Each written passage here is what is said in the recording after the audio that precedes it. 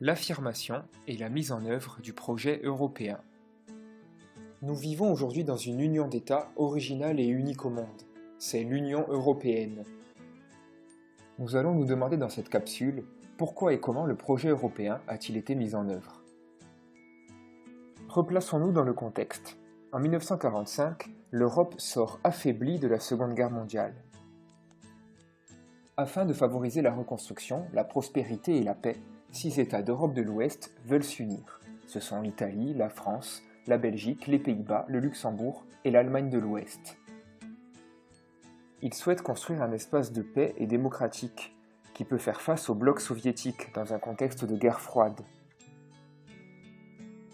Cette union d'États a été réalisée sous l'impulsion d'hommes comme Jean Monnet ou Konrad Adenauer, que l'on a appelés les pères de l'Europe. Ces 6 États placent d'abord sous une autorité commune la production de charbon et d'acier. Ils signent ensuite en 1957 le traité de Rome, qui fonde la CEE, la Communauté économique européenne. Ce traité instaure la libre circulation des biens, des capitaux et des personnes à l'intérieur de la communauté. Il met en place aussi une politique agricole commune, la PAC.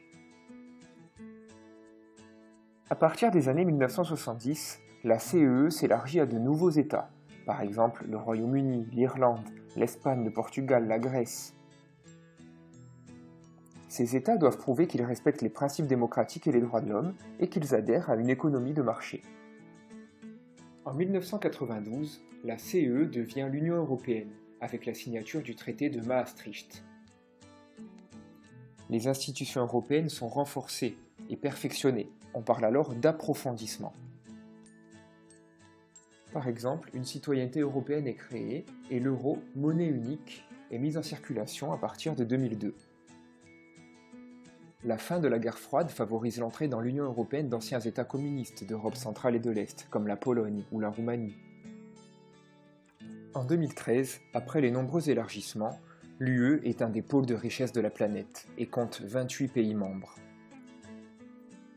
Mais, dans un contexte difficile, depuis la crise économique de 2008, l'Union européenne est de plus en plus critiquée. Le Royaume-Uni a décidé de la quitter en 2016.